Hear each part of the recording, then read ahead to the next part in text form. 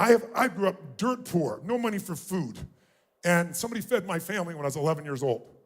And they came to the door literally on Thanksgiving and knock on the door, and here is this tall guy standing there with bags of food in a pan on the floor on the ground with an uncooked turkey.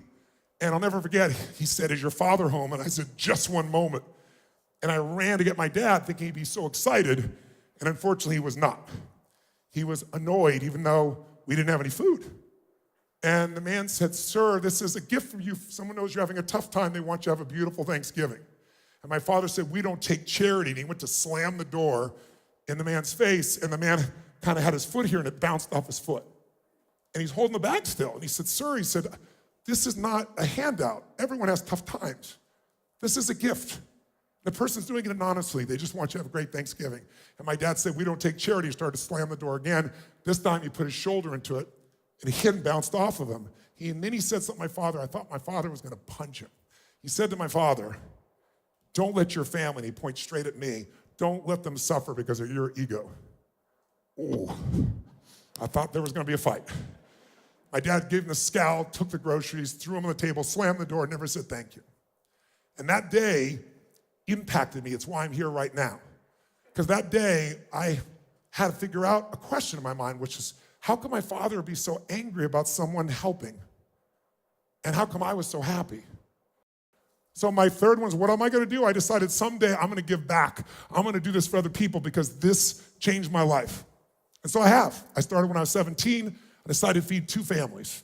And I didn't have any money, but I was like committed. I went to the grocery store and I got 2 baskets. And I thought, I'm going to feed 2 families for like 3 days. I'm going to make this incredible Thanksgiving for them. I know what it meant to me. It's going to mean that to them. And I went to the store manager since I had much money, and I said, "Here's what I'm doing. I'm going to feed 2 families. Help me out. Give me a discount." And he gave me 10% off. And I thought, cheap bastard. But I took the 10%.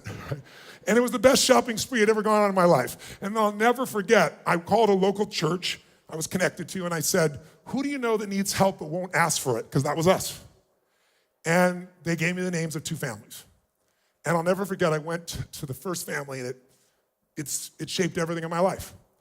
Because I borrowed an old van from a friend of mine. I didn't know how to drive a stick shift, so that was a very interesting drive. And I went, took the groceries, and I pulled up to the first house, and I wrote a note, and I'd done it before I got there, and it said, "This is just a gift from a friend. Have a beautiful Thanksgiving, and just know that you're deeply loved. Everyone has tough times, and if you can, someday do well enough to do this for one other family and pay it forward." I put "love a friend." I didn't say who I was. And they had someone else write it in Spanish in the back, just in case they didn't speak English, which was really helpful, because when I got there, they didn't speak English. And this woman about this tall opens the door, and she sees me holding these 2 things. I wore T-shirts and jeans, because I wasn't going to be the giver, because I remember that insulted my dad. So I just made sure that it was just like, I'm the delivery boy. And this woman screamed, and she grabbed my neck, and she pulled me down and started kissing the side of my face. And I was like, "No, no, delivery man, delivery man." She goes, "No, no, no, no." And I couldn't understand. And then she finally says, gift God, gift God. Gift from God. And so I started getting a little teared. I was like, "No, delivery guy." And so I kind of motioned where I put these groceries, and I'll never forget, she motioned me in, and as she did, she had 4 children, and one hit one leg, one hit the other. They were starving for love and attention, and they were really starving for food too. And when they saw this, they were so excited, and it just lifted my soul. And so much so that then they followed me back out to get to the truck, to the van, and I got some more bags. When they saw the pumpkin pie, it was over. And the moment that is seared into my memory of my life, that changed my life, was seeing at the end, I didn't want to leave, but I had to. I go deliver the food, and then one little boy just would not let go of my leg, looking up to me, and it was just one of those surreal moments in your life, because I was that boy one day, not that long ago. And so I walked in there, and I tried to give him a hug and finally tried to excuse myself. And I don't speak any Spanish. I felt embarrassed. I should have. But I turned to the woman, and she's crying like this and smiling and crying, quite a mixture of emotion. And I'm feeling myself trying not to cry.